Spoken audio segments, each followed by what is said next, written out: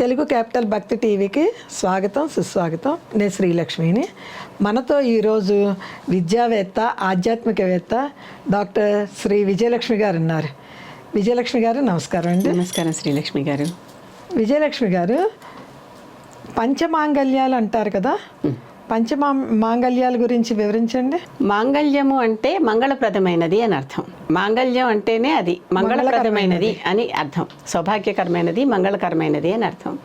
సాధారణంగా మంగళకరంగా మనం స్త్రీలు ధరించే వస్తువులు ఏంటంటే బొట్టు, పువ్వులు, కాటుక, గాజులు, మెట్టెలు, మంగళసూత్రాలు, నల్ల పూసలు, మంగళసూత్రాలు పెళ్ళైన వాళ్ళకి ఇవన్నీ ధరిస్తూ ఉంటాం. పెళ్ళి కాని వాళ్ళకి, పెళ్ళి కాని వాళ్ళు కూడా పూర్తిగా దేవీ స్వరూపమే కనుక ఎవరైనా వాళ్ళు కూడా మంగళకరమైన. ఆడపిల్ల పుట్టిందంటేనే మహాలక్ష్మి అంట. మహాలక్ష్మి పుట్టిందంటారు, అమ్మవారు పుట్టిందంటారు. ఇంటికి కళ ఆడపిల్లే కదండి. నాకు ఇద్దరు మగపిల్లలు. మా అమ్మ అంటూ ఉండేది ఎప్పుడు, నీకు ఇద్దరు మగపిల్లలేని ఆడపిల్లలు ఉంటే నా ఇల్లు చూడు ఎంత కళగా ఉందో, నీకు అలా ఉండదు అనేది. ఎప్పుడు పోన్లే అమ్మా వచ్చిన వాళ్ళ కూతుళ్ళు అలా ఉంటారేమో అనేదాన్ని నేను. ఎవరు పుడతారో ఎవరు పుట్టరో ఆ రోజుల్లో మాకేం తెలియదు కదా. నట్టింట్లో ఆడపిల్ల తిరుగుతానే కదా అది అసలు ఆ కళ అందం వేరులేండి, ఆ శోభే వేరు. అందుకే అమ్మవారు తిరుగుతోంది నట్టింట్లో అంటారు. అది ఈ మంగళకరమైన వస్తువులు అన్నామే మా పుట్టినప్పటి నుంచి కూడా. పుట్టినప్పటి నుంచి అంటే పురిటి శుద్ధి అయిన తర్వాత ఇవన్నీ మొదలవుతాయి ఒక్కొక్కటిగాను. బొట్టు, కాటుక, పువ్వులు, గాజులు, చెవులు కుట్టించి వీటికి వేడుక చేస్తాము. అది షోడశ సంస్కారాలలో చెవులు కుట్టించే సంస్కారం కూడా ఒకటి. 16 సంస్కారాలు మనిషి పుట్టిన దగ్గర నుంచి మరణించేదాకా మధ్యలో జరుగుతాయి. ఈ 16 సంస్కారాలు ఇంకోసారి ఎప్పుడైనా చెప్పుకుందాం. ఈ 16 సంస్కారాల్లో కర్ణవేధ కూడా ఒక సంస్కారం. ఇది తప్పనిసరిగా చెవి కుట్టించే సంస్కారం అందరికీ ఉంది. రాను ఆడవాళ్లే కుట్టించుకుని మగవాళ్ళు కుట్టించుకోవటం లేదు. మళ్ళీ ఈ కాలంలో మగవాళ్ళు కూడా కుట్టించుకోవటం మొదలుపెట్టారు. అంటే ఫ్యాషన్ లాగా తలిస్తే వస్తూ ఉంటాయి, పోతూ ఉంటాయి. కానీ శాస్త్రంలో మాత్రం స్త్రీ పురుష విచక్షణ లేకుండా బాలురందరికీ ఆ వయసు వచ్చేసరికి చక్కగా కర్ణవేధ చేయాలి. సరేనండి, ఎవరైనా సరే ఏ వర్ణం. ఎందుకంటే ఇక్కడ ఒక నరం ఉంటుంది. ఆ నరం కట్ అయినప్పుడు ఒకసారి సరిగా వాళ్ళకి నేర్చుకునేటటువంటి తెలివితేటలు పెరుగుతాయి అనేది ఒక నమ్మకం. కనుక అందరూ, అది ఒక వర్ణానికి సంబంధం లేదు. అన్ని వర్ణాల వాళ్ళు బాలిక విచక్షణ లేకుండా కుట్టించుకోవటం అనేది. ఇవన్నీ మాంగళ్యాల్లోకి వస్తాయి. అంటే మంగళకరమైన వస్తువులు వాళ్ళకి మంగళాన్ని సమకూరుస్తాయి అవి. కనుక వీటిని మంగళకరమైన వస్తువులు అంటారు. అది ఎప్పుడైతే చెవులు కుట్టిస్తారో అప్పటి నుంచి చెవులకి తప్పకుండా ఏవో ఒకటి కర్ణాభరణాలు ధరింపజేస్తారు. ఈ కర్ణాభరణాలు ఇవి అన్నీ కూడా, ఈ కర్ణాభరణాల మీద చాలా రకరకాల కథలు కూడా ఉన్నాయి. అమ్మవారి కథలు ఉన్నాయి, ఎన్నో చాలా కథలు కనిపిస్తాయి మనకి. మణికర్ణికలో అమ్మవారి ఇది పడిపోయినప్పుడు అన్నది. కానీ ఇంకొకటి మళ్ళీ కాశీలో మణికర్ణిక అండి, మణికర్ణిక ఘాట్ ఉంటుంది. అక్కడ ఏంటి అమ్మవారిది మళ్ళీ వేరే చెప్పుకుందాం. మళ్ళీ పంచమంగళ్యాల నుంచి దూరం వెళ్ళిపోయినట్టు ఉంటుంది. ఎందుకంటే కర్ణాభరణాల గురించిన కథల్లో ఈ జంబుకేశ్వరంలో ఒక కథ, కాశీలో ఒక కథ మనకు వినిపిస్తూ ఉంటాయి. ఇంకా కూడా చాలా ఉండొచ్చు. ఇవి అన్నీ ఏంటంటే ఈ మంగళకరమైన చిహ్నాలు అందరూ ఎప్పుడూ ధరించాలి అని. నిన్న కూడా మనం వితంతు ఏం ధరించవచ్చు, ధరించకూడదు అనే విషయంలో మాట్లాడుకున్నప్పుడు ఇవి అన్నీ కూడా వితంతువు కూడా ధరించవచ్చు. భర్తతో వచ్చిన మంగళసూత్రాలు, నల్లపూసలు, మెట్టెలు తప్ప ఇవి 3 మాత్రమే భర్త ద్వారా ఈవిడికి సంక్రమిస్తాయి. ఇంకొకటి కూడా ఉన్నదండి. అది ఏంటంటే పాపెటలో కుంకుమ. నొసటి కుంకుమ కాదు, నొసరి మీద కాదు పెట్టుకునేది. నొసల మీద పెట్టుకునే కుంకుమ తల్లే పెడుతుంది చిన్నప్పుడు. తల్లో ఎవరో పెద్దవాళ్ళు ఎవరో పెడతారు. పాపిడి మీద సీమంతం అంటారు దీనిని. ఈ సీమంతం మీద పెట్టుకునేటటువంటి కుంకుమ ఉందే, సీమంతంలోనే పాపిడిలోనే. ఇప్పుడు ఇక్కడ కూడా పెట్టుకోవటం అలవాటు చేస్తున్నారు, కానీ అక్కడ కాదు, ఇక్కడే ఈ భాగంలో లక్ష్మీదేవి స్థిర నివాసం. లక్ష్మీదేవిని స్థిర నివాసం కనుక ఆ స్త్రీ అంటే ఇంటికి ఇల్లాలు. ఆవిడ మన ఇంటికి లక్ష్మీదేవి కనుక ఆవిడకి అప్పుడు భర్త పెడతాడు పెళ్ళిలో. అండ్ మన సౌత్ ఇండియాలో ఆచారం లేదు, నార్త్ ఇండియాలో మాంగ్ భర్నా అని చేస్తారు. కానీ అసలైనటువంటి శాస్త్రంలో ఉన్నదాని ప్రకారం లక్ష్మీదేవి స్థిర నివాస ప్రాంతాలు 5. 1 గజమస్తకం, ఏనుగు మస్తకం మీద కుంభస్థలం దగ్గర లక్ష్మీదేవి స్థిరంగా ఉంటుంది, అక్కడ పూజ జరగాలి. ఆవు పృష్ఠం అంటే ఆవు వెనక భాగంలో అక్కడ లక్ష్మీదేవి స్థిర నివాసంగా ఉంటుంది, అక్కడ ఒక పూజ జరగాలి. ఇంకా తర్వాత బిల్వం మీద పద్మంలో ఆ కర్ణిక మీద లక్ష్మీదేవి స్థిర నివాసం, దాంట్లోనే కూర్చొని ఉంటుంది అంటాం. అందుకే ఆవిడ పద్మనిలయ. బిల్వం. ఆవిడ బిల్వం వెనకాల చక్కగా ఉంటుంది ఆవిడ, అందుకే బిల్వాటవిలో ఉంటుందని పేరు అమ్మవారికి. ఇక్కడ ఈ ప్రాంతాల్లో లక్ష్మీ స్థిర నివాసం ఈ 4 కాకుండా, అంటే 2 మొక్కలు 2 జంతువులు అయిపోయాక 5వది స్త్రీ యొక్క సీమంతంలో ఉంటుంది. సీమంతం అంటే పాపిట. ఈ పాపిటలో లక్ష్మీదేవి స్థిర నివాసంగా ఉంటుంది. ఇక్కడ బొట్టు పెట్టుకోవటం ద్వారా ఆ లక్ష్మీదేవికి మనం అర్చన చేస్తున్నాం. ఆ లక్ష్మీదేవికి ఇక్కడ పెట్టుకుని అర్చన చేసి ఆ పెట్టుకునేటప్పుడు ఒక నామం కూడా చెప్పుకుంటే ఇంకా మంచిదన్నమాట. ఆవిడకి పూజ చేసేప్పుడు నామం చెప్పి కుంకుమ వేస్తున్నాం కదా, ఇక్కడున్న లక్ష్మీదేవికి పూజగా మనం కుంకుమ తీసి ఇక్కడ పెట్టుకుంటాం. లక్ష్మీదేవి స్థిర నివాస ప్రాంతాలు ఇవి. అంటే మాంగళ్యాలంటే ఇప్పుడు చూడండి, లక్ష్మి ఉంటే మరి మాంగళ్యమే కదా. ఒకటి పాపెట్లో పెట్టుకునే కుంకుమ మాత్రము భర్తతోనే పెట్టించడం అలవాటు. ఒక నామము అన్నారు కదండి, సర్వమంగళ మాంగళ్యే శివే సర్వార్థ సాధకే శరణ్యే త్రయంబకే దేవి నారాయణి నమోస్తుతే, అయితే గౌరీ నమోస్తుతే. అది శ్లోకం. శ్లోకం అంతా కూడా చెప్పుకోవచ్చు, మీకు తీరుకుంటే శ్లోకం అంతా చెప్పుకోండి. లేకపోతే నామం ఓం శ్రీమాత్రే నమః అనుకోండి, ఓం మహాలక్ష్మి నమః అనుకోండి, ఓం గౌరీదేవి నమః అనుకోండి, చాలు. ఏ నామం చెప్పు, సరస్వతి నమః అనుకోండి, ఏ నామం చెప్పుకున్నా అన్ని ఆవిడే కనుక ఏ నామం అయినా పలకొచ్చు. మహాలక్ష్మి స్థానం అనమాట అది. లక్ష్మీదేవి స్థిర నివాస ప్రాంతాలలో ఆడదాని గృహిణి యొక్క పాపిట స్థానం ఒకటి. అక్కడ బొట్టు పెట్టుకోవటం ద్వారా లక్ష్మీదేవి స్థిరంగా ఉంటుంది. అందుకని ఆడదాన్ని లక్ష్మీ రూపం అని ఊరికే అనలా. అవునండి, ఎవరైనా చూడగానే మహాలక్ష్మిలా ఉన్నారు అంటారు. ఆడది లక్ష్మీదేవి లాగా ఉన్నప్పుడు, మనం లక్ష్మీదేవిలా లేకుండా వేరే రకంగా ఉంటే అక్కడ లక్ష్మీదేవి కనిపించదు. బొట్టు పెట్టుకోగానే అక్కడ లక్ష్మీదేవి కనిపిస్తుంది. అవునండి, అది కనుక మనల్ని మనం ఎదుటి వాళ్ళు మనం చూడంగానే దండం పెట్టేలాగా ఉన్నావా, ఇంకోటి ఏమన్నా కనుగొట్టేలాగా ఉన్నావా అనేది స్త్రీ తనకి తానుగా నిర్ణయించుకోవాలి. తనకి తానే నిర్ణయించుకోవాలి. ఎవరైనా నన్ను చూస్తే నాకు దండం పెట్టి నమస్కారం అమ్మా అనేలాగా ఉండాలి అని అనుకుంటే ఈ రకంగా ఉండాలి, ఇంకో రకంగా అంటే ఆ రకంగా. వాళ్ళు ఉన్నారు, వీళ్ళు ఉన్నారు. ఎప్పుడు కూడా సృష్టిలో మ్యాటర్ ఎట్లా ఉందో యాంటీ మ్యాటర్ కూడా అట్లాగే ఉంటుంది. పాజిటివ్ ఎట్లా ఉందో నెగిటివ్ కూడా అట్లాగే ఉంటుంది. అది లేదని కాదు, ఇదొక్కటే ఉన్నదని కాదు, ఇదొక్కటే ఉంటుందని కాదు.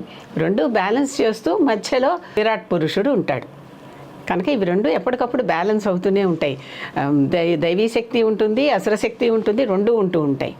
మనం ఏదిగా ఉంటామనేది మనం నిర్ణయించుకోవాల్సిన విషయం. పంచమాంగళ్యాలంటే ఇప్పుడు చూసారు కదా, మాంగళ్యకరమైన వస్తువులు అంటే ఏం చెప్పుకున్నాం?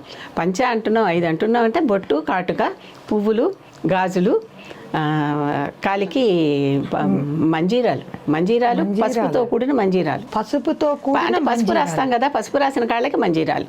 పసుపు పారాణి పెట్టుకున్నాక మంజీరాలు. ఇవి ఉన్న స్త్రీ మంగళకరమైన స్త్రీ అని అర్థం అన్నమాట.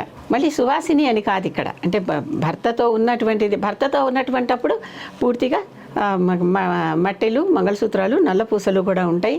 పాపిటి మీద కూడా కుంకుమ ధరించి కనిపిస్తుంది. ఆ ఇంటికి ఆవిడ లక్ష్మి.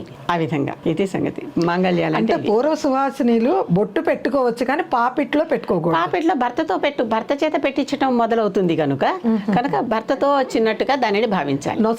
నొసట్లో పెట్టుకోవచ్చు. అవును, సౌత్ ఇండియాలో నొసటి మీద కుంకుమ అలంకరించుకుంటాం తెలుసు కానీ పాపిట్ల సింధూరం అన్నది తక్కువ కదండి. ఈ మధ్య కాలంలో బాగా వచ్చేసింది, విచారంగా ఉంది. ఈ మధ్య కాలంలో అంటే టీవీ సీరియల్స్లో చూసి పెట్టుకుంటున్నారు. అసలు ఇంకా విపరీతంగా ఇక్కడి నుంచే మొదలుపెట్టి పెట్టుకునే బొట్లు కూడా మనకి టీవీ సీరియల్స్ చాలా చాలా అరుదుగా, అంటే ఎప్పుడు చూస్తే అక్కడే కనిపించేస్తూనే ఉన్నాయి. అవునండి. ముఖ్యంగా ఇక్కడ ఏంటంటే అసలు పాపెట్లో పెట్టుకోవటం అనేది శాస్త్రంలో చెప్పింది. శాస్త్రంలోనే ఉంది.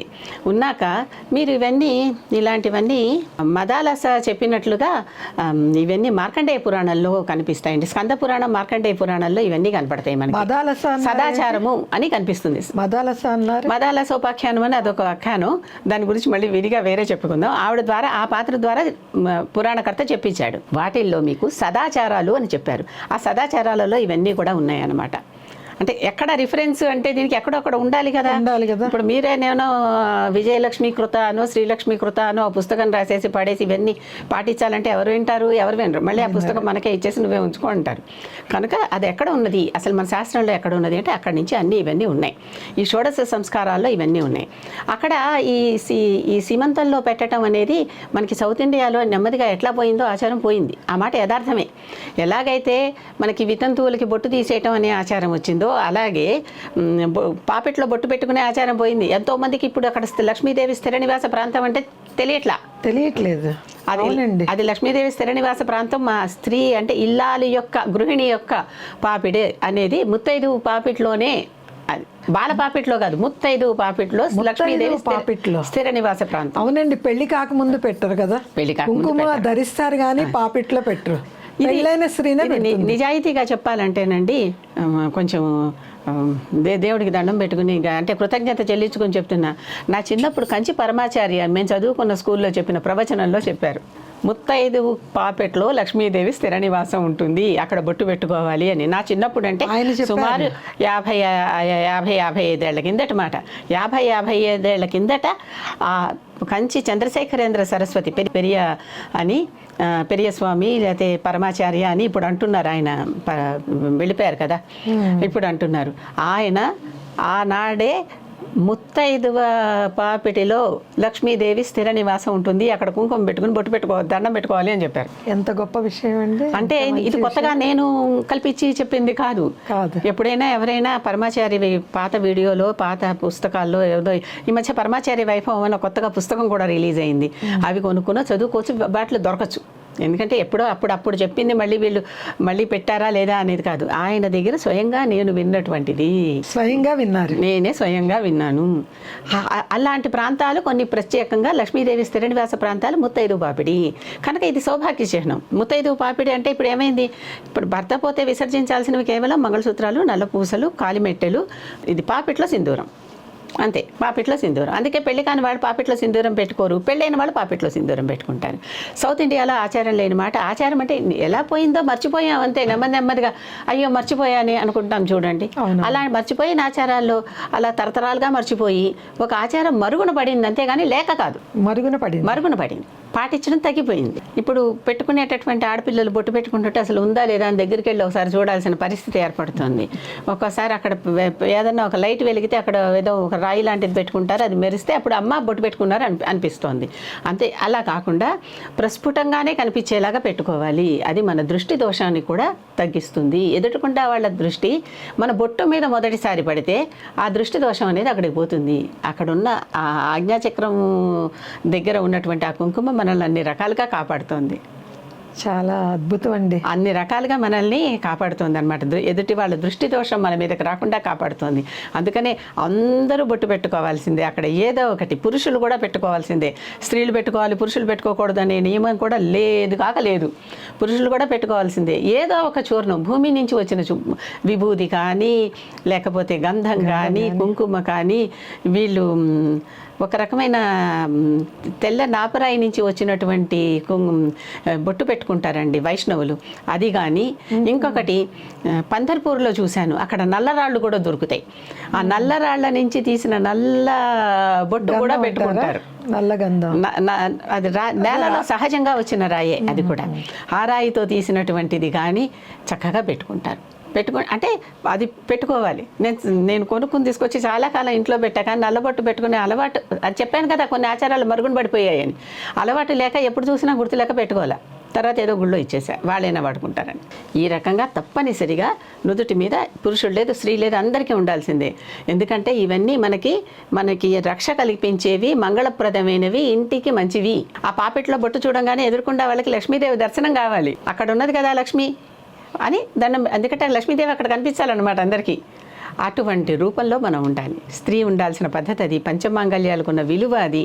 బొట్టుకున్నటువంటి ప్రత్యేకమైనటువంటి విశేషం అది. బొట్టాన్ని ఊరికే తీసేస్తున్నాం కానీ దాని వెనకాల ఉన్నటువంటి చరిత్ర ఇది, మన శాస్త్రం ఇది. పంచమాంగళ్యాల గురించి చాలా బాగా వివరించారండి.